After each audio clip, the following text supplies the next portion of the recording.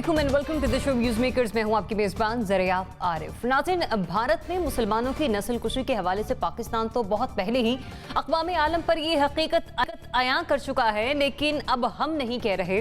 बैनुल-अक़वामी इंसानी हुकूक़ के माहिरीन खुद भारतीय दहशतगर्दी और इंसानी हुकूक़ की पामाली की दास्तान बयान कर रहे हैं, वो भी इस खतरे और खदशे के साथ कि 20 करोड़ मुसलमानों की मुनज़्ज़म तरीके से नस्लकुशी की जा रही है।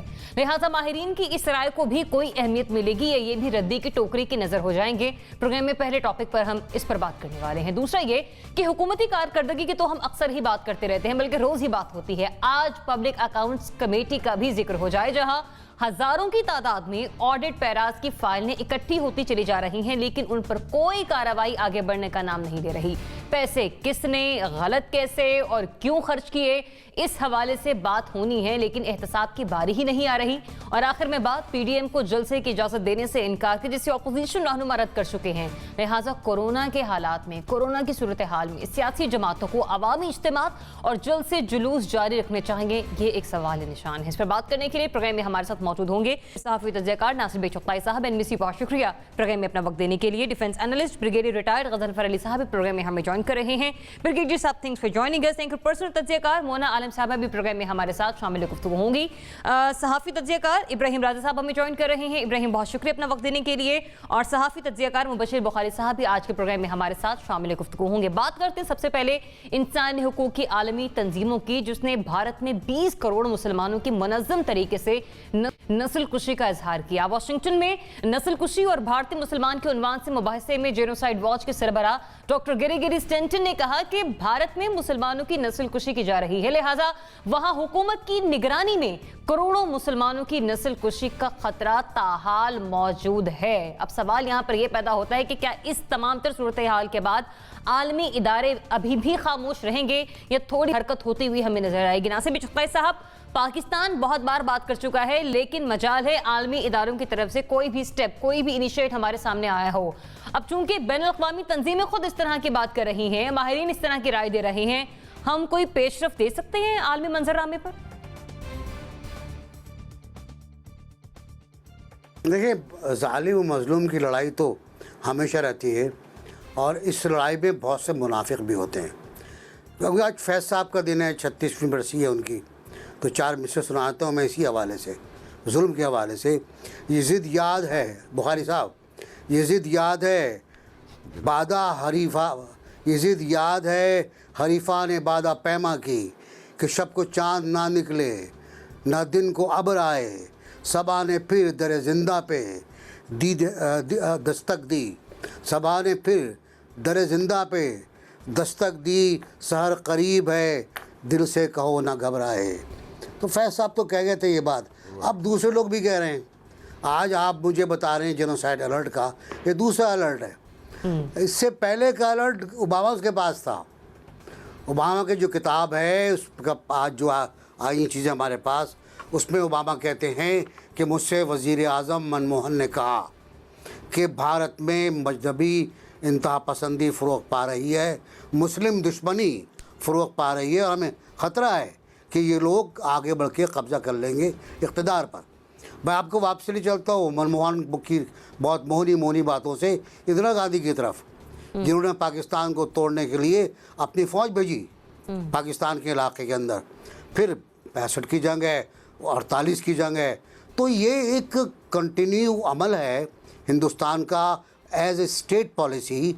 कभी कभी वो मुज़ाकरात पे आ जाते हैं, कंपोजिट डायलॉग पर, कभी उससे फ़रार अख्तियार कर लेते हैं और फिर कहते हैं हम बात नहीं करेंगे। फिर हम बात करने के लिए जाते हैं, वो कहते हैं नहीं हम फ़ोन करते हैं, वो फ़ोन रिसीव नहीं करते। तो मेरा ख़्याल ये है कि भारत को खुली छूट दे दी गई है। ओबामा को जब पता था उस वक्त ये कि भारत में जेनोसाइड होने वाला है, तो ओबामा ने क्यों कुछ नहीं किया? सबसे बड़ी ताकत थी दुनिया की, सबसे बड़ा ताकतवर प्रेसिडेंट, तकरीबन मुत्तफ़िक़ा प्रेसिडेंट अमेरिका का, जिसकी पॉलिसीज़ बहुत स्ट्रॉन्ग थी ह्यूमन राइट्स की तरफ।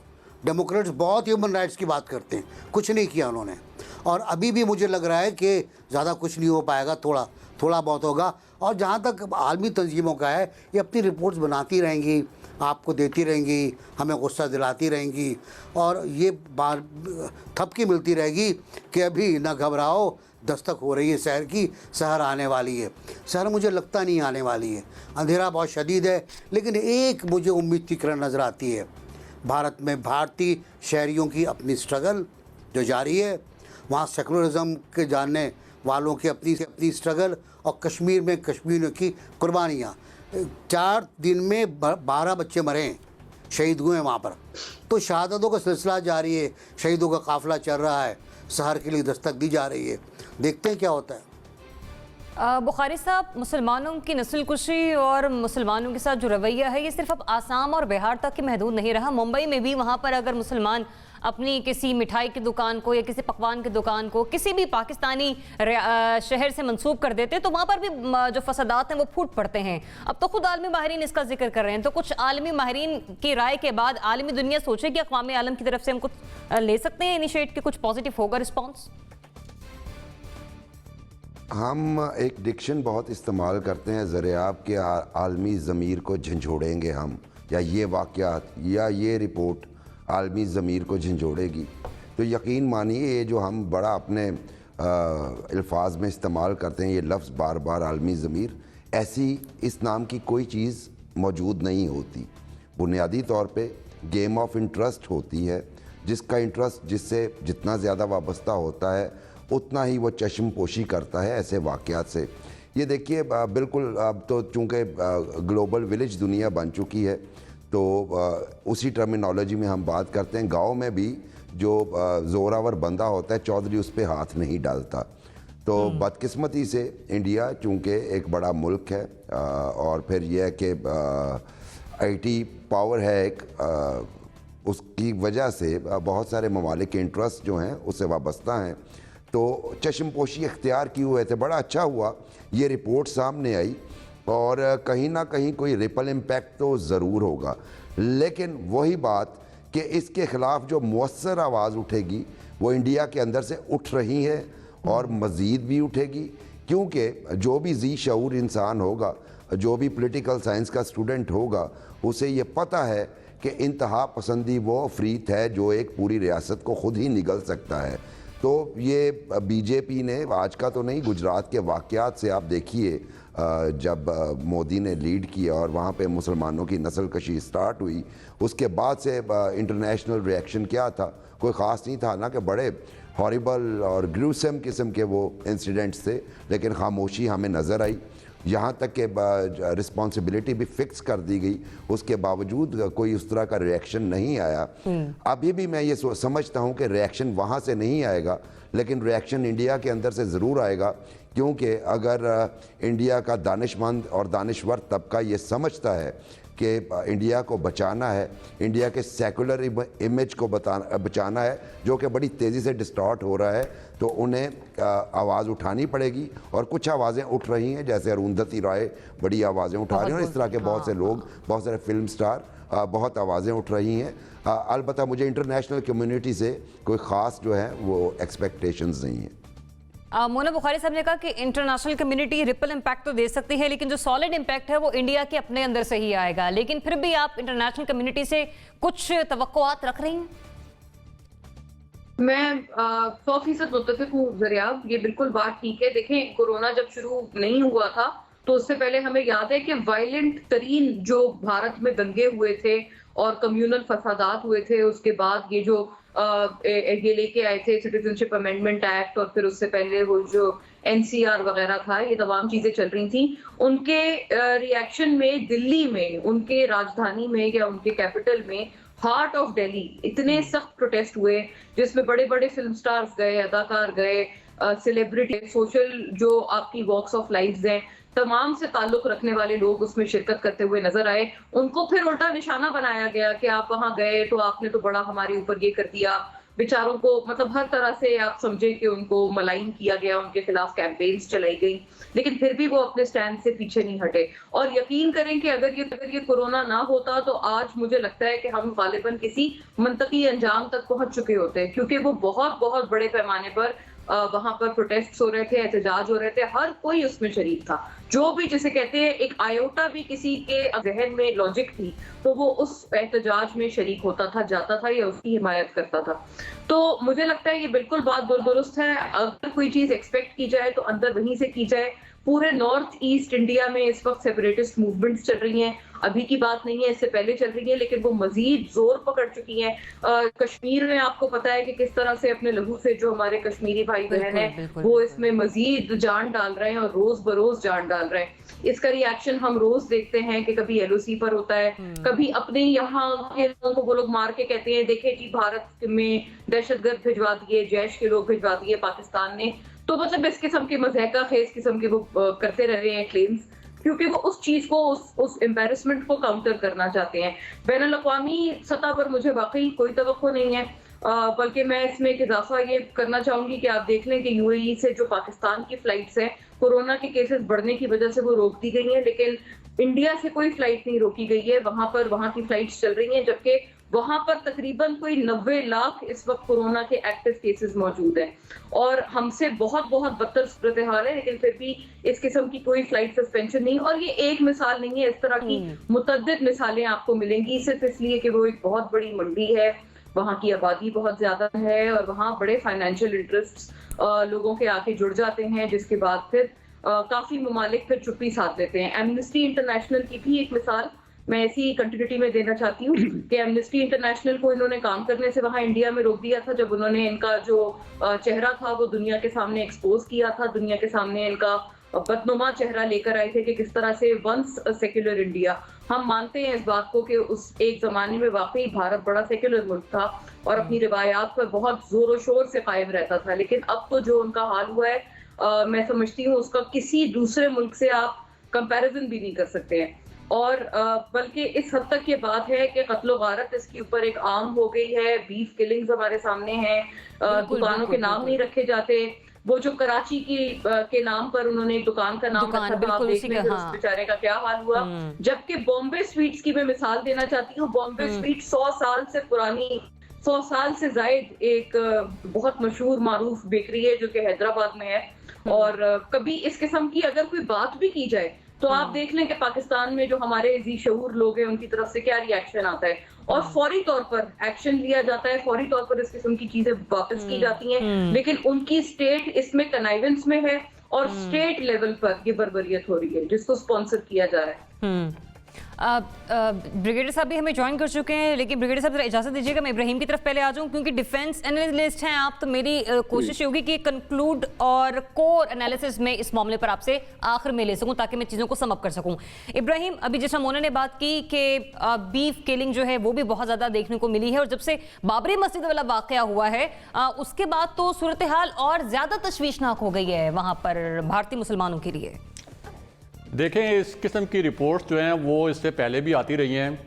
नई दिल्ली में जो रीसेंट फसादात हुए थे उसकी एमनेस्टी ने जो रिपोर्ट दी थी उसमें बहुत वाज़े अल्फाज में उन्होंने लिखा था कि ये फसाद जो है वो रियासती सरपरस्ती में हुआ और जिस पुलिस को कॉल किया मुसलमानों ने मदद के लिए, वो पुलिस भी उल्टा वो जो बलवे करने वाले थे उनके साथ मिली हुई थी और पूरी प्लानिंग से उन्होंने किया।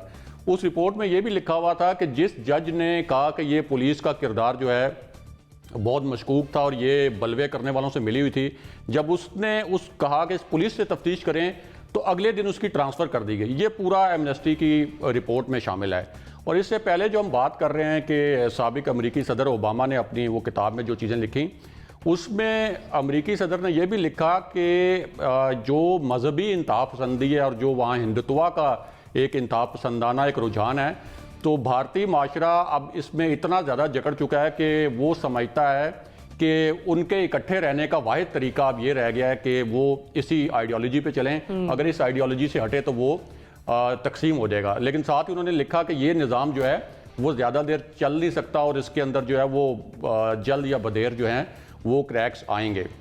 और ये जो उनकी इंतहा पसंदी है ये अब इस लेवल पे नहीं रहेगी कि ये बीजेपी के लेवल पे रह गई, या ठीक है उधर कोई इंडिविजुअल वॉइसेस वो निकल रही हैं, लेकिन ये सरकारी सतह पर, प्राइवेट सतह पर हर जगह वो सरायत कर गई है। और ये इनका जो नैरेटिव है आप यहाँ से अंदाज़ा लगा लें कि ये कितना इंतहा पसंदाना किस्म का है कि उनके जो ऐसे सहाफ़ी जो बड़े ही बैलेंस्ड किस्म के सहाफ़ी समझे जाते थे, वो अभी जो लास्ट एपिसोड हुआ जिसमें पाकिस्तान में एडवेंचर करने की कोशिश की उन्होंने बालाकोट में, उसके ऊपर उन्होंने इतनी मुतअस्सब किस्म की और जहरीले किस्म के बयानात दिए, तो वो भी ये जो बयानिया नरेंद्र मोदी ने बनाया वो उससे मुतासिर हुए बगैर नहीं रह सके। दूसरा, आप ये कह रहे हैं कि आलमी इदारे इस पर नोटिस लेंगे कि नहीं लेंगे। अगर आपका इशारा है कि अक़वाम मुत्तहिदा इसके ऊपर नोटिस लेगी तो बिल्कुल नोटिस नहीं लेगी। ज़ाहिर है अक़वाम मुत्तहिदा सलामती कौंसिल के जो स्टेक होल्डर्स हैं वो कौन है? अमेरिका, फ्रांस, बरतानिया, रूस, इनके साथ तो ज़बरदस्त ताल्लुकात हैं। एक चीन है, वो अपनी तरफ से इसके ऊपर आवाज़ उठाता रहेगा, लेकिन चीन के अंदर अपनी भी कोई इंसानी हकूक़ की कोई हालात जो हैं कोई बहुत अच्छे नहीं हैं, तो इस वजह से उसकी भी आवाज़ में जो है वो इतना असर नहीं होगा। तीसरा ये कि इसकी सबसे बड़ी मिसाल ये है कि जब अमेरिका में ओबामा सदर थे तो उस वक्त ये जो गुजरात किलिंग्स थी, आपको पता है ना, गूगल पे मैस किलिंग्स लिखें तो सर्च करें तो नरेंद्र मोदी का नाम आ जाता था सबसे ऊपर। तो उससे पहले ट्रैवल बैन था नरेंद्र मोदी के ऊपर अमेरिका में जाने के लिए। तो ये तो ट्रैवल बैन जब नरेंद्र मोदी मुंतखब हुए तो ओबामा के दौर में ही खुला था। तो इससे आप अंदाज़ा लगा लें कि ये जो आपने बात की कि एक बड़ी मंडी है और मफादात जुड़े हुए हैं, तो उसकी वजह से ये जो कुछ मर्जी वहाँ पे होता रहे, कम से कम आलमी इदारों की जानिब से कोई ऐसा एक्शन नहीं लिया जाएगा कि उनकी कोई पॉलिसियाँ तब्दील हों।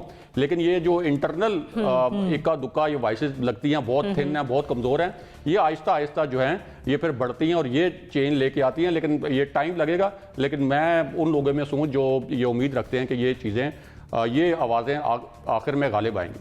ब्रिगेडियर साहब, 20 करोड़ मुसलमानों की जिंदगियां स्टेक पर हैं। ये कोई पाकिस्तानी थिंक टैंक की तरफ से कोई रिपोर्ट मंजर यहाँ पर नहीं आई। वॉशिंगटन में ये बात हो रही है। जेनोसाइड वॉच के जो सरबराह हैं वो ये तज्जिया दे रहे हैं। उनका तज्जिया किसी न किसी हद तक भारतीय मुसलमानों के लिए किसी काम आएगा? आलमी इदारे टस से मस होंगे? ये दो चीजें आपके पहले जो पॉइंट आउट की गई और बड़ी करेक्टली पॉइंट आउट की गई, एक तो बाहर की ताकतों का रवैया और दूसरा इंडिया के अंदर के अपने हालात। अब देखिए, इंडिया के हालात समझने के लिए अब अगर आप देखेंगे तो मुसलमान कोई 200 मिलियन मुस्लिम्स हैं वहां पर, और अगर आप इसको एक कई सेपरेट स्टेट बन जाए तो वो पॉपुलेशन के हिसाब से दुनिया का 8वां बड़ा मुल्क बनेगा जो मुसलमान वहां पे मौजूद है। लेकिन उनके साथ जुल्म हो रहा है। अभी इसके साथ साथ इंडिया का कल्चर तो देखिए, इंडियन की सोसाइटी का कल्चर देखना बड़ा जरूरी है। जब हम कहते हैं ना कि इंडिया के अंदर से आवाजें उठेंगी, तो ये याद रखिए कि इंडिया के अंदर 200 मिलियन दलित भी हैं, लेकिन ब्राह्मणों की तादाद, ब्राह्मण जो मुख्तलिफ कैटेगरी से ब्राह्मण है, वो टोटल इंडियन पॉपुलेशन का कोई 5% है। और हिमालय स्टेट है उत्तराखंड की, वहाँ 20%, हिमाचल प्रदेश में सबसे ज्यादा, इन दोनों स्टेट में 14%। लेकिन 200 मिलियन मुस्लिम्स, 200 मिलियन दलित। सिखों को वो काउंट इसलिए नहीं करते कि सिखों को वो कॉन्स्टिट्यूशन के मुताबिक इंडिया में हिंदुओं के तौर पे काउंट करते हैं, इसलिए सिखों की स्टैटिस्टिक्स अवेलेबल नहीं होती। लेकिन अगर 200 का फिगर ले तो उनको रूल कौन कर रहे हैं? 5% ब्राह्मण रूल कर रहे हैं। तो अगर 5% ब्राह्मण अभी तक रूल करके इंडिया में दलित पे भी जुल्म कर रहे हैं, मुसलमानों पे भी जुल्म कर रहे हैं। 78 इंडिया की स्टेट्स हैं which are declare red corridor. अभी भी माउस है जहां पे इंडिया के खिलाफ लड़ रहे हैं, वहां पे आजादी की आवाज उठ रही है, उसको उन्होंने दबाया हुआ है। सिख्स जो है 1984 में 3000 सिखों को at one time Ghaziabad railway station पे रेलगाड़ियां रोक के उनको कत्ल कर दिया गया था, मार दिया गया था इंदिरा गांधी के कत्ल के बाद। सिखों की आवाज भी उठी, सिख चुप होकर बैठ गए, क्योंकि सिखों का अपना इकोनॉमिक इंटरेस्ट है इंडिया के अंदर। तो जो इंडिया के अंदर जो हालात इस वक्त हैं, और उसके ऊपर जैसे इब्राहिम ने कहा कि और बाकी लोगों ने कहा कि स्टेट पैट्रनेज है। अभी स्टेट पैट्रनेज क्यों है? यानी वो जज मुरलीधर दिल्ली हाई कोर्ट को पोस्ट आउट किया गया कि उन्होंने कहा था कि जी स्टेट इसके अंदर इन्वॉल्व है। जब स्टेट्स टेररिज्म में इन्वॉल्व हो जाएं, जब स्टेट्स दहशतगर्दी में इन्वॉल्व हो जाएं, जब स्टेट्स के एक्टर जो है, आप जिस ये सेमिनार का मेंशन कर रही है, जॉर्ज ये अपना डॉक्टर स्टैंटन का जो सेमिनार है, उसमें उन्होंने पर्टिकुलरली जो इंडिया का वो चीफ मिनिस्टर है ना, योगी क्या नाम है उसका, वो अपना कार्टून किस्म का योगी जो है, उसका उन्होंने स्पेशली मेंशन किया है। उसका रेफरेंस दिया गया कि ये शख्स वो है जो मुसलमानों के खिलाफ न सिर्फ हेट्रेड रखता है, बल्कि ये तमाम जितनी भी वहां पे माइनॉरिटीज है सबके खिलाफ हेट्रेड रखता है। और इसके तो अब बात जरूरत की समझ की है। नरेंद्र मोदी पॉइंट आउट हो गया, अमित शाह पॉइंट आउट हो गया, योगी पॉइंट आउट हो गया इंटरनेशनल लेवल पे, बाराक ओबामा आप कहते हैं किताब में लिखता है। तो सिर्फ कोई वेस्टर्न वर्ल्ड तो नहीं है जिसने इसके ऊपर इंडिया को प्रेशराइज करना है। यहाँ पे एक मुसलमान दुनिया भी आबाद है, और ये मत कहें कि अगर बाहर से कोई प्रेशराइज नहीं करेगा, तो इंडिया बड़ी मंडी है तो किसी के भी काम आएगा। हम भारतीय मुसलमानों की बात करें या वहां पर रहने वाले वहीं के मजहब के लोगों की बात करें जो छोटी जात से निचले तबके से ताल्लुक रखते हैं। देखिए, जिस वक्त तक दो चीजें हैं, अंदर और बाहर, इंटीरियर और एक्सटीरियर मनूवर्स, इनको जब तक ये इन सिंक नहीं होंगे। आप कहते हैं इंडिया बड़ी मंडी है और वहां पे लोगों का ईस्ट तैमूर कौन सी बड़ी मंडी है? ईस्ट तैमूर पे बड़ी मंडी है। ईस्ट तैमूर को भी तो वहां पे आजादी दी, जो इन्होंने दिलाई ना। यहाँ पे जो डिस्क्रिमिनेशन हो रही है वो सिर्फ मजहब के नाम पे हो रही है। अगर मजहब के नाम पे वो डिस्क्रिमिनेशन हो रही है कश्मीर में, तो यहाँ पे मुसलमान ममालिक जिस वक्त तक अपनी आवाज बुलंद नहीं करेंगे, अंदर की आवाज मतलब आप ये कह रहे हैं कि हमें आलमी इदारों से जो तवक्कुआत रख रहे हैं उनको एक साइड पे इकट्ठे करके मुस्लिम उम्मा का इत्तेहाद जरूरी है। मुस्लिम उम्मा का इत्तेहाद जरूरी है, क्योंकि मुस्लिम उम्मा कब्र की तरह खामोश है। उनके इंटरेस्ट है $20 बिलियन का, रिलायंस से वो कर लो, से कर लो, यहूदियों को वीजे के बगैर जो यहूदियों को वीजे के बगैर मिडिल ईस्ट में वो अपना यूए में बुला लो। तो आप मुझे बताएं कि जब एक कब्र की खामोशी, चले वो मुसलमान नहीं है।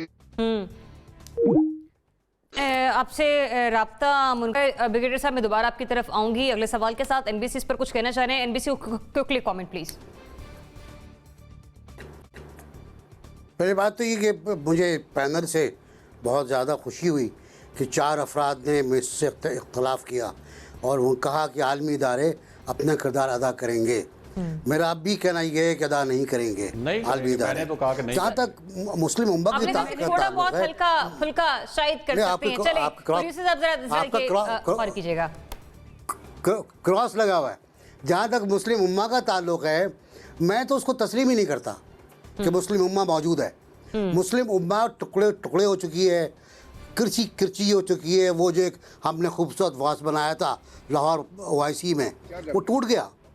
वो सब लोग कत्ल भी हो गए, मारे भी गए, खेत गए, और उसके बाद मुस्लिम उम्मा का कॉन्सेप्ट ख़त्म हो गया। अब वो जो डिवाइड आया है वो इकनॉमी की बेस पर आया है। वो डिवाइड आया है कि तेरे पास कितने पैसे हैं और तू कितना इन्वेस्ट कर सकता है हिंदुस्तान में, और हिंदुस्तान तुझे क्या फ़ायदा दे सकता है। तो ये सूरत हाल है। ना उम्मा है, ना आलमी उफक पे कोई राय आम्मा है, ना आलमी इदारे हैं। सब जगह मुनाफिकतें हैं, कारोबार है, तिजारत है। और ये वो मिडल ईस्ट है जिसके लिए अरब इसराइल जंगों में पूरा अरब खित्ता मिलके इसराइल का कुछ नहीं बिगाड़ सका था। पाकिस्तानी पायलट्स यहाँ से गए थे। ये आपकी UAE की जो एयर फोर्स है ये पाकिस्तान ने बनाई, और इनके जो पहले 3-4 चीफ्स थे, एयर चीफ्स, वो सारे पाकिस्तानी थे। ईरान इराक की जंग हुई, 20,000 पाकिस्तानी फौजी जो हैं वो सऊदी अरब में मौजूद थे। तो जाहिर है अब ये सारा तजारती पार्टनर, आपको पता है $70 अरब की रिफाइनरी लगा रहा है सऊदी अरब। वहाँ पे चौथा बड़ा तजारती पार्टनर है सऊदी अरब जो है इंडिया का। तो जाहिर है कि उनके इतने ज्यादा तजारती मफादात हैं और इस वजह से वो बोलते नहीं हैं। और 40% जो आपका ज़र मुबादला है इंडिया, जो पूरी दुनिया से $83 बिलियन आता है, उसमें से 40% मिडल ईस्ट में से आता है, और उस 40% में से 35% UAE और सऊदी अरेबिया से इंडिया को मिलता है। तो वो हमारी जो उम्मत है वो इसी वजह से सोई। ब्रिगेडियर साहब एक क्विकली कमेंट अपना ऐड कर दीजिए। जी आप कुछ कहना चाह रहे हैं, फिर मैं अगले सवाल की तरफ बढ़ूंगा। मैं ये कहना चाह रहा हूँ कि सिर्फ इकोनॉमी जरूर होती है, ये इकोनॉमी बाइलैटरल होती है। इकोनॉमी बाइलैटरल होती है। आप बाइलैटरल इकोनॉमी चलाएं, किसने मना किया है? दुनिया में कितने सारे ममालिक हैं जिनके अंदर इकोनॉमी भी चलती है, इशूज पे भी बात होती है। क्या इशूज पे बात करना भी अलाउड नहीं है? इशूज पे बात उस वक्त होगी जिस वक्त आप कंपेल करेंगे किसी को बात करने के लिए। इकोनॉमी कौन रोकता है दुनिया? मैंने आपको कहा ना, ईस्ट तैमूर की कौन सी इकोनॉमी थी? यूएनओ ने उसको आजाद कराया। क्यों आजाद कराया? इसलिए कि वहां पे क्रिश्चियन थे, रोहिंगा मुस्लिम वाले, चूंकि मुसलमान थे, 25,000 रोहिंगा मुस्लिम लगे, कोई आवाज नहीं उठी। तो आपको कहीं ना कहीं जाके दरवाजे नहीं, अंदर से अगर आप एक्सपेक्ट करते हैं ना कि इंडिया टूटेगा, तो आई एम सॉरी, अगर इंडिया ने अंदर से टूटना होता तो सिख अभी तक तोड़ कुछ ना कुछ कर चुके होते। लेकिन इंडिया ने कि जी स्टेट जब जुल्म पे आ जाए और स्टेट टेररिज्म में वो नैरेटिव खरीदा जा रहा हो, जो नैरेटिव दहशतगर्दी पे मबनी है, जो नैरेटिव हिंदुत्व पे मबनी है, अगर वो नैरेटिव खरीदा जा रहा है तो आप भूल जाएं कि अंदर से कोई इंडिया टूटेगा, इंडिया से आवाज उठेगी। और जब तक आप उसको लेके आगे नहीं चलेंगे और वैसे फॉरेस्टली प्रोएक्टिवली आप लेके आगे नहीं चलेंगे दुनिया की अपना हुकूमतों के पास, तो ये मुसलमान इसी तरह सफर करते रहेंगे और कश्मीर भी इसी तरह सफर करता रहेगा। सही। तो मुख्तसर ये कि मुस्लिम उम्मा को यहाँ पे कोई ना कोई रोल प्ले करना होगा। अनटिल अनलेस मुस्लिम इत्तेहाद की तरफ से अगर हम कोई पॉजिटिव रोल बनता हुआ नहीं देखेंगे, उस वक्त तक हम आलमी इदारों से कोई भी हमारी तवक्को रखना हमारे लिए बेसूत होगा। जब तक इकॉनमी का ये हम देख रहे हैं कि एक शेल है और उस पर राज कर रहा है भारत, जिस तरह से उसकी बहुत सारे ट्रेड और उसके तजारती मफादात दूसरे ममालिक के साथ जुड़े हैं, तब तक यूनाइटेड नेशंस हो या फिर दीगर आलमी तंजीमें हो, पाकिस्तान समेत जो आज़ाद कश्मीर है और इसके अलावा भारत में बसने वाले जो भारतीय मुसलमान हैं उनकी जानों को खतरात लाहक हैं। आगे बढ़ते बात करते हैं पब्लिक अकाउंट्स कमेटी के हवाले से, जहां पर ज़ेर-ए-इल्तवा ऑडिट पैराज की तादाद 21,000 तक जा पहुंची है और ऑडिटर्स जनरल ऑफ पाकिस्तान ने कमेटी को आगाह किया है कि 2018 तक 18,500 ऑडिट पैराज ज़ेर-ए-इल्तवा थे, जो अब बढ़कर 21,000 तक पहुंच चुके हैं। तो ये पब्लिक अकाउंट्स कमेटी का रोल है जो कि प्ले नहीं किया जा रहा है। लेकिन क्या इस कारकर्दगी के साथ सरकारी खजाने का भी गलत इस्तेमाल रोका जा सकता है? नासिर बिचौकताई साहब, इस सुस्त रवि के साथ काम होता रहा तो आप समझते हैं कि जितना भी सरकारी खजाना है और उसका जो गलत इस्तेमाल है उसको रोकने के लिए कोई ना कोई काम किया जा सकता है, या फिर ये बस जूं का तूं चलता रहेगा सब कुछ? मेरा ख्याल है कि जो चौधरी तनवीर साहब हैं गालिबन चेयरमैन, उनके आने के बाद बहुत सुस्त हो गया है। वो खुद भी सुस्त हो गए हैं। हाँ, खुद भी लगता है कि मुस्लिम लीग नून से ज़रा परे परे हो रहे हैं, खिंचे से हैं, कशीदा से हैं। और फिर कल उन्होंने कहा भी कोरोना आ गया है तो कोरोना की वजह से हम इकट्ठे नहीं बैठ सकते और ज़्यादा लंबी सिटिंग नहीं कर सकते, तो हमें सिर्फ 4 पैराज आप फराहम किया करें जब भी मीटिंग हुआ करे। तो अब 4 पैराज कितने हज़ारों पेंडिंग में हैं। इससे पहले जो वो थी कमेटी खुशी शाह वाली, वो बहुत एक्टिव थी। वो जैसी भी थी एक्टिव बहुत थी, बहुत काम करती थी, बड़े बड़े केसेस को सामने लाकर डिस्कस करती थी और वो सामने आते थे। उसकी वजह थी यौमिया बुनियाद पर वो कार्रवाई होती थी। अब यौमिया नहीं, मर्ज़ी की बुनियाद पर कार्रवाई हो रही है। अब अजलास जो हो रहे हैं कमेटी के वो कभी कभी होते हैं, और परसों वाला तो आपने देख लिया कि पहले हिना रब्बानी उठ के गई, फिर नफीसा शाह उठ के गई, फिर ख्वाजा आसिफ उठ गए, और उसके बाद चेयरमैन ने भी कह दिया कि भाई नहीं, इतना काम नहीं करेंगे हम, कोरोना फैल रहा है, हमें कोरोना का मर्ज हो सकता है। एक खौफ ये है। दूसरा, शायद मैं नहीं कहता नाअहल हैं, मैं कहता हूँ ख्वाहिश इतनी काम करने की नहीं है, या इतना काम करना नहीं चाहते, या मामलात को समझ नहीं रहे हैं, तो ये तो ढेर लगता रहेगा। और फिर पब्लिक अकाउंट कमेटी का जो मकसद है वो फौत हो जाएगा, उसका इंतकाल हो जाएगा, उस पर फातिहा पढ़ लीजिएगा आप। तो जब तक ये एक्टिव नहीं होते इसका मकसद बेकार है। इसका ये इतना कि आप एहतसाब करेंगे, ऑडिट करेंगे, बड़े बड़े लोगों को तलब करेंगे, लोग आते भी हैं, 5 लोग नहीं आते, उनके खिलाफ कार्रवाई करते हैं आप, आपको इसका हक़ है। लेकिन कब तक ऐसे चलेगा कि लोग आएंगे, अपने बयानात देंगे और आपके फैसला नहीं करेंगे, और आप कह देंगे भाई इतने केस लेके मत आओ मेरे पास। मोना, ऑडिट पैराज, मेरा जवाब नहीं में है। जी मोना, ऑडिट पैराज इस तरह से हैं कि जिनके नाम की रसीदें कटी हुई हैं, या तो वो अपने ओहदों से रिटायर्ड हो चुके हैं, या फिर कुछ शख्सियात तो ऐसी हैं जो कि खालिक की हकीकी सजा मिली। अब क्या बनेगा इन 21,000 ऑडिट पैराज का अगर इसी तरह से टेबल पर पड़े रहे? तो वही बात है कि कोई पता नहीं कि ये पब्लिक अकाउंट्स कमेटी और इसका पर्पस भी जो है वो खालिक की हकीकी सजा मिले एक दिन। मुझे हैरत होती है कि ये वो पब्लिक अकाउंट्स कमेटी है जिसपे हम इतना लड़े थे। हम थोड़ा सा नीचे चले जाएं, ये इसके चेयरमैन जो हैं वो शहबाज शरीफ बनेंगे, फिर गवर्नमेंट ने कहा नहीं बनेंगे, कोई और बना ले, उनके ऊपर केसेस हैं, वो करप्शन के उनके ऊपर खुद इल्जामात हैं, फलाना है, किसी और को नॉमिनेट कर दें। फिर खैर शहबाज शरीफ साहब बने, फिर वो स्टेप डाउन हुए, स्टेप डाउन होके फिर राना तनवीर साहब फिर वो आए अब सामने। और ऑडिटर जनरल ऑफ पाकिस्तान ने उनको ये तक बोला है, थोड़ा सा मतलब हिलाने के लिए और जोड़ने के लिए, कि 100 ऑडिट पैराज भारत जैसे मुल्क में, आप उनका मैग्नीट्यूड देखें, उनका साइज देखें, कि उस जैसे मुल्क में 100 ऑडिट पैराज से ज्यादा पेंडिंग नहीं होते हैं। और आपने 21,000 अपने लाइनें कतारें लगा दी हैं कि ये जी ये भी। इतनी पावरफुल कमिटी, आप चाहें तो आप क्या नहीं कर सकते इससे। ऑपोजिशन के पास है ये, ऑपोजिशन का एक बहुत बड़ा इस्तेकाफ है जो मुझे लगता है कि आईनी पाकिस्तान के तहत उनको मिलता है। और इस वक्त मतलब आप जब ऑपोजिशन करना चाहते हैं, हुकूमत के लिए बहुत हर तरह का कड़े से कड़ा इम्तिहान आप खड़ा करना चाहते हैं, और हुकूमत भी वाकई जो इस वक्त उनकी स्ट्रेटजी, वो भी आपको किसी नहज पर नहीं छोड़ रहे, कभी यहाँ से कभी वहां से, कभी करप्शन केसेस, कभी नैब। आपके पास आपके हाथ में इतनी स्ट्रॉन्ग चीज है, आप इस्तेमाल ही नहीं कर रहे। आपने एक तो उसकी चेयरमैनशिप के ऊपर फिर तो ये भी तासुर जाता है ना कि उस वक्त जो तमाम एक वावेला मचा था कि शहबाज शरीफ साहब बने, वो सिर्फ गालिबन सिर्फ सियासी पॉइंट स्कोरिंग थी, उसका कोई पर्पस नहीं था। अगर इसकी ये परफॉर्मेंस है इस कमेटी की, इतने दिग्गज यहाँ पर फाइनेंस को समझने वाले और परखने वाले यहाँ लोग हैं, जो पार्लियामेंटेरियन सारे बैठे हुए हैं, तमाम मिलकर कुछ भी नहीं। और कोरोना के बहाने मतलब आप जूम पे मीटिंग कर लें यार, इसमें क्या बड़ी बात है। आप जूम पे मीटिंग कर लें, दुनिया कहाँ से कहाँ पहुंच गई है। आप अपने अगर पीडीएम के जलसे नहीं रोक रहे, कोरोना की वजह से वो तो नहीं रोक रहे ना, वो भी तो एक ऑपोजिशन की बहुत बहुत बड़ी एक्टिविटी है। तो आप ये कैसे एक्सपेक्ट करते हैं कि आप वहां पर जो जहां एक इतने लोग बैठे हैं कि बासानी वो सोशल डिस्टेंसिंग प्रैक्टिस कर सकते हैं, मास्क पहन सकते हैं, हर तरह से आ सकते हैं, कोई मसला नहीं है, सैनिटाइजर्स कैरी करें अपने, ये भी नहीं कर सकते तो जूम पे चले जाएं।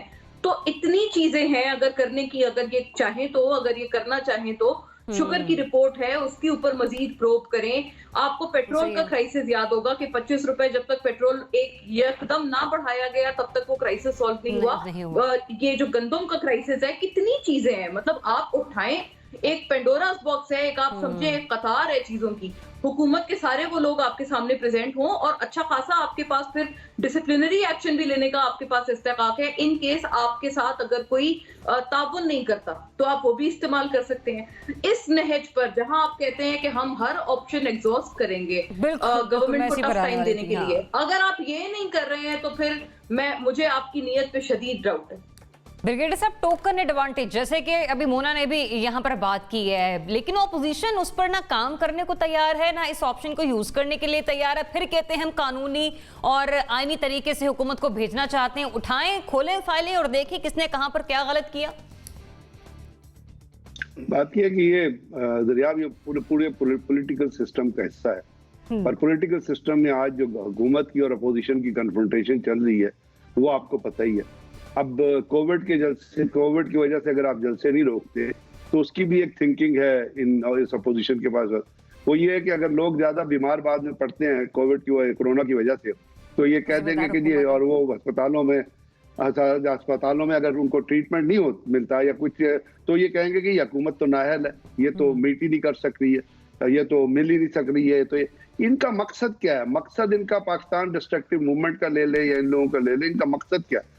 इनका मकसद तो सिर्फ एक है कि हम टेलीविजन चैनल्स पे आके बैठ जाएं, वहां हम अरस्तू बने, वहां हम ऐसे ऐसे ख्यालात दें कि जिसकी हद कोई नहीं है, वहां हम कहें कि जी अपना नवाज शरीफ मुजरिम है तो उसको आप खताब करने दें, टेलीविजन चैनल्स पे दिखा दें। वहां हम गवर्नमेंट की तमाम जितनी फिलॉसफी है जमहूरियत के बाप को भी फिलॉसफी पता नहीं होगी जो यहाँ पे इन लोगों को पता है, जो यहाँ पे सिस्टम में मौजूद होते हैं। लेकिन जहां डिलीवरेंस का टाइम आता है, डिलीवरेंस प्रैक्टिकल होती है। यानी ये पब्लिक अकाउंट्स कमेटी का, जैसे पहले मुन्ना नासिर साहब ने कहा कि जी ये तो एक ऐसी चीज है, क्योंकि दो तरीकाकार होते हैं। जो इंस्टीट्यूशन है, जितने आपके अदारे हैं, उनके अंदर अपना अकाउंटिंग का सिस्टम होता है, यानी ऑडिट्स होते हैं, हर साल के एंड पे ऑडिट होते हैं। फौज का भी ऑडिट होता है, सिविल अदारों का भी ऑडिट होता है। उन ऑडिट्स के ऊपर जो चीजें चली जाती हैं, जो उनके दायरे इख्तियार में नहीं होती, वो रेफर की जाती है सेटलमेंट के लिए। जरूरी नहीं होता कि उसमें आप करप्शन केस ही डिफाइन करें, वो ये मकसद इनका होता है कि आप इसकी सेटलमेंट करें। सेटलमेंट मतलब ये है कि बाज़ दफा रूल्स ऐसे वायलेट हुए होते हैं जिसके अंदर काम ठीक होता है लेकिन रूल के अंदर उसकी गुंजाइश नहीं होती, तो वो फिर जो ऑडिट कमेटी होती है वो उसको सेटल डाउन कर देती है। तो जरूरी नहीं कि हर चीज करप्शन के तरीकाकार से आ रही हो, वो सिस्टम के लिए और अदारों के लिए जरूरी होती है। लेकिन जब हमारे यहाँ आपने देखा, बड़े दुख की बात है कि अगर आपका पॉलिटिकल डिफरेंस जब भी चल रहा है तो कम से कम जो अदारे हैं उनकी तो मदद करें। लेकिन जब आप लेट डाउन करना चाहते हैं हर चीज को, तो फिर तो यही होगा कि इन्ना लिल्लाहि राजून पढ़ लो और उसके बाद फिर जो इसको भी वही भेज दो जहाँ पे बाकी चीजें गई हैं, क्योंकि ये आइंदा भी काम नहीं होगा। राना तनवीर साहब बड़े एक समझदार आदमी है, बड़े सोच रखने वाले आदमी है, लेकिन आखिर राना तनवीर साहब भी तो डायरेक्शन कहीं से उनको मिलती है ना कि इतना काम करो या इतना ना करो। तो अब जब ये चीजें अपोजिशन ये भी नहीं कर रही, तो जरिए आप बताइए पाकिस्तान के अंदर आम आदमी की हालत के ऊपर। इसलिए तो मैं कहता हूँ कि दिस इज, ये हमारे यहाँ जमहूरियत का जो डिक्टेशन है ना, it is by the people but for the elites. Not for the people. तो जब इस तरह की डायकॉटमी मौजूद है, जब हिपोक्रेसी मौजूद है, जब रियाकारी मौजूद है, जब धोखाधड़ी इनके अंदर सरायत कर गई है कि वैसे तो यहाँ पे हर चीज आप लेक्चर देने हमको आ जाते हैं, जहां हमारे इंटरेस्ट का फायदा होता है वहां ये कहते हैं कि जी हमें कोरोना आ गया, जलसे के अंदर कोरोना नहीं आता। यहाँ पे इनकी रियाकारी, हिपोक्रेसी और इनकी जो डुप्लिसिटी है ना, हिपोक्रेटिक उसका अंदर इब्राहिम, इदारों की यही हालत हमने देखे। पब्लिक अकाउंट्स कमेटी अगर इसी तरह से अपना काम करती रहेगी तो फिर तो ये मफलूज हो जाएंगे, ये सिस्टम में बैठ जाएगा। देखें, पब्लिक अकाउंट्स कमेटी को आप सबसे बड़ा पार्लिमानी फोरम कहते हैं एहतसाब का, और ये इस पार्लिमानी फोरम की बुनियाद जो है वो मिसाक जमहूरियत में रखी गई थी। वो मिसाक जमहूरियत जो मियाँ नवाज शरीफ और बेनज़ीर भुट्टो शहीद के दरमियान हुआ था, और उस वक्त तय किया गया था कि जो अपोजिशन होगी पब्लिक अकाउंट्स कमेटी की, जो चेयरमैनशिप का ओहदा होगा वो उसको दिया जाएगा, और तरजीह ये होगी कि अपोजिशन में से भी अपोजिशन लीडर के पास हो। और आइडिया ये था कि जब एक हुकूमत ख़त्म हो जाए तो अपोजिशन जो है वो इसका एहतसाब कर सके वो पिछले भी 5 साल के अंदर क्या कुछ हुआ है। और उसमें आपको पता है कि चौधरी निसार अली खान साहब जो हैं वो पब्लिक अकाउंट्स कमेटी के चेयरमैन रहे जब पीपल्स पार्टी की हुकूमत थी। ये आइनी तौर पर नहीं है कि वो अपोजिशन से ही हो, लेकिन ये एक उसमें तय किया गया था। उसके बाद खुर्शीद शाह साहब जो हैं वो नून लीग के दौर में पब्लिक अकाउंट्स कमेटी के चेयरमैन बन गए। वो खुर्शीद शाह साहब जिनके बारे में आपको पता है कि उनके ऊपर करप्शन का कितना बड़ा केस है। और ये अब जो पब्लिक अकाउंट्स कमेटी बनी हुई है, इस यानी अगर तो हुकूमत जैसे पहले बारियां लगी हुई थी उसी तरह होती तो फिर तो ये थोड़ा सा डिफरेंट काम हो जाता। अब इस पब्लिक अकाउंट्स कमेटी के पास जो ऑडिट पैराज आएंगे, उसने मुस्लिम लीग नून के भी बहुत से ऑडिट पैराज को वेरीफाई करना है और उसके ऊपर उसको भी आगे लेके चलना है। तो एक तो ये प्रोसेस जो है इस वजह से स्लो है। दूसरा, ये पब्लिक अकाउंट्स कमेटी की जो सब कमेटीज़ होती हैं और इसी तरह सेनेट की और कौमी असम्बली की जो कायमा कमेटियाँ होती हैं, अगर आप इनको कभी कवर करने के लिए जाएँ तो आपको पता चलेगा कि यहाँ पे इनका मेंबर बनने के लिए क्यों इतनी कोशिशें की जाती हैं। मिसाल के तौर पर काम होता होगा, लेकिन वहाँ पे बहुत से अरकान ऐसे हैं वो कहेंगे बुलाएं जी चेयरमैन पीटीए को, फलां इदारे के चेयरमैन को बुलाएं। वो साहब आएंगे, उनको ये थोड़ा सा दबाएंगे अगर कहीं कोई बेज़ाब्दगी हुई होगी, और जब वो जाने लगेंगे तो अपने किसी करीबी शख्स के ज़रिए एक पर्ची उनको दे देंगे कि ये अब हमारा फलां बंदा जो है वो आपने वहाँ पे अपॉइंट करना है, या हमारा ये काम है वो आपने काम करना है। वो काम हो जाए तो फिर वो दोबारा उनकी तलबी नहीं होती, और अगर वो काम ना हो तो फिर ज़रूर तलबी हो जाती है। यानी मेरिट के ऊपर भी जो काम होना होता है वो सारा इस जरिए से होता है। तो ये जो आपकी कायमा कमेटियां हैं उसके अंदर ये हो रहा है। इस वजह से ये रेस लगी होती है कि अगर आपको वजारत नहीं मिलती तो आप किसी कायमा कमेटी की, सेनेट की या कौमी असम्बली की कायमा कमेटी का हिस्सा बन जाएं। तो ये पार्लिमानी फोरम एहतसाब का बनाने का आइडिया तो बड़ा ज़बरदस्त था, लेकिन ये इसकी जो स्पिरिट थी उसके मुताबिक एग्जीक्यूट नहीं हुआ। चौधरी निसार अली खान के दौर में ये बड़ा एग्रेसिवली इसको देखा गया था, लेकिन चौधरी निसार अली खान के दौर में शायद इसलिए भी एग्रेसिवली देखा गया था कि वो पीपल्स पार्टी के साथ उनकी एक खास एक सियासी मुखालफत भी थी, तो वो चाहते थे कि वो उन केसेस को जो है वो देखें। तो लगता नहीं है कि ये जिस तरह से इतने अगर 21,000 आप बता रहे हैं कि इतने ऑडिट पैरल जो है पेंडिंग है, तो ये कोई एहतसाब का अमल जो है वो आगे चलने वाला है। बुखारी साहब, इटसेल्फ अगर देखा जाए तो हुकूमती सतह पर किसी नैब इदारे से कम नहीं है ये पब्लिक अकाउंट्स कमेटी का इदारा। जी, मैं तो पब्लिक अकाउंट्स कमेटी को नैब से भी ज़्यादा ताकतवर अदारा समझता हूँ, और इतना पावरफुल अदारा, और ये वो अदारा है, वाहिद अदारा पाकिस्तान में जो पूरी कैबिनेट पे चेक रखता है, फेडरल कैबिनेट की परफॉर्मेंस के ऊपर चेक रखता है। इसके सरबराह के पास ये इख्तियार है कि वो किसी भी मिनिस्टर को तलब कर सकता है, उससे जवाब तलबी कर सकता है, लेकिन आज तक हमने इस तरह की प्रैक्टिस होते बड़ी शाज़ो नादर देखी है। एक बात तो ये होगी, ये अपोजिशन वाले और हुकूमत वाले भी कुछ लोग और फिर कुछ तज्ज़िया कार भी ये कहते हैं जी ये हुकूमत ने पार्लियामेंट को रबर स्टैम्प बना दिया। लेकिन अगर आप ये पब्लिक अकाउंट्स कमेटी वाला मामला देखें तो इसमें लगता है कि कहीं ना कहीं अपोजिशन भी ऐसे मामले में शरीक है, क्योंकि मेरे ख्याल में अगर आपने वज़रा जो कि आप देखें किस तरह एंटी अपोजिशन नैरेटिव लेके चल रहे हैं, उन्हें फील्ड में अपना काम करना चाहिए और उस काम की जवाब तलबी इसी पब्लिक अकाउंट्स कमेटी ने करनी है। और अगर ये काम नहीं करेगी तो वज़रा भी अपना काम उस तरीके से नहीं करते, चूँकि उन पर चेक्स जो हैं वो बड़े लूज़ हो जाते हैं। तो शहबाज शरीफ साहब एक तो ये बिल्कुल ठीक फरमाया कि ये एक ट्रेडिशन है, रूल नहीं है, लेकिन चूँकि पार्लिमानी रवायात कहीं पे बहुत ज़्यादा स्ट्रॉन्ग होती हैं, शहबाज शरीफ साहब ने बवजह अदालत या किसी और वजह से छोड़ दिया। उसके बाद राना तनवीर साहब आए, जनरल साहब ब्रिगेडियर साहब ने जो पॉइंट आउट किया, चूँकि शहबाज शरीफ साहब जब एक दफ़े चीफ मिनिस्टर नहीं थे और दोस्त मोहम्मद खोसा को, सरदार जुल्फ़िकार अली खोसा के साहबजादे को उन्होंने बनवाया चीफ मिनिस्टर कुछ अरसे के लिए, तो उनको ये इंस्ट्रक्शंस भी साथ दी थी कि आपकी लिमिट्स ये हैं। तो मेरा ख्याल है कि राना तनवीर साहब के मामले में भी उन्होंने कुछ इसलिए फरमाया होगा कि इन्हीं जो ऑडिट पैराज हैं उनमें बहुत सारे ऑडिट पैराज होंगे PMLN के यकीनी तौर पे, और ऐसी सूरत हाल में इन्हें थोड़ा सा लो प्रोफाइल ही चलना पड़ेगा, क्योंकि अगर वो इश्यूज़ को हाईलाइट करेंगे तो उसकी जद में मुस्लिम लीग नवाज़ ख़ुद भी आ सकती है।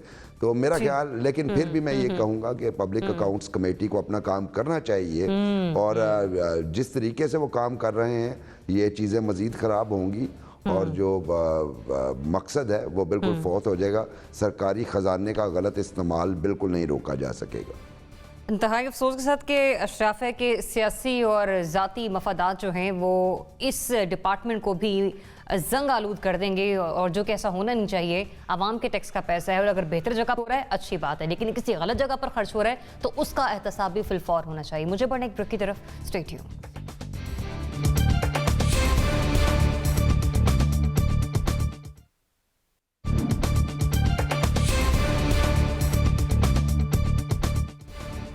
Welcome back. नाज़रीन, KP की गवर्नमेंट ने पाकिस्तान डेमोक्रेटिक मूवमेंट को पेशावर में जलसे की इजाजत देने से इनकार किया, जिस पर हुकूमत का कहना यह है कि कोरोना की सूरत हाल की वजह से इजाजत नहीं दे सकते।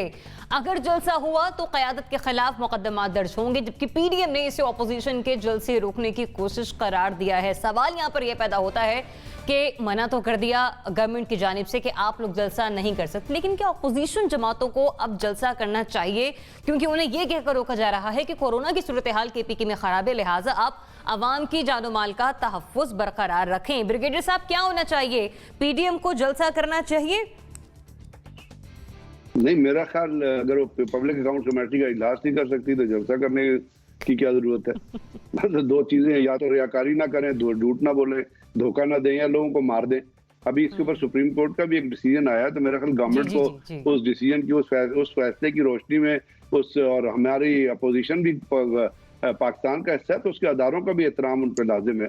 तो there is no reason, there is no logic कि अपोजिशन, कोई भी जलसा अपोजिशन छोड़ दें, ना अपोजिशन, ना गवर्नमेंट, ना पार्टी, ये अक्रॉस दी बॉर्डर होना चाहिए। और कोई जलसा, ये तो लोग बेचारे, लोग तो वैसे पढ़े लिखे नहीं है, वो तो अब बिरयानी खाने के लिए कराची में जलसा हुआ था तो लोगों को 5,000 रुपए दिए गए थे, वो तो पैसे लेके और बिरयानी खाने के लिए पहुंच जाएंगे, लेकिन एजुकेट किसने करना है? ये तो लीडर की जिम्मेदारी है ना, तो it will be detrimental. True. NBC, जब पब्लिक अकाउंट्स कमेटी का इजलास नहीं हो सकता तो उस तरह जलसे से भी गुरेज कर लिया जाए तो बेहतर होगा। मैंने तो कहा था आपसे, PSC में कोरोना से डर गए बाकी लोग और बातें करते रहे, वो कोरोना से डर के भागे थे। तो अब सूरत यार कोरोना की बहुत सीरियस है। मैं अपने सूबे की बात कर सकता हूँ, 1,200 पॉजिटिव निकले आज, 13,000 टेस्ट किए इन्होंने सिंध वालों ने, जिनमें से 1,270 पॉजिटिव निकले। इसका मतलब है 10% इन्फेक्शन रेट है, बहुत ज़्यादा है, ये बहुत ज़्यादा है, बहुत ख़तरनाक है। तो इसी तरह और सूबों में भी होगा और जगह भी होगा और फैल रहा होगा।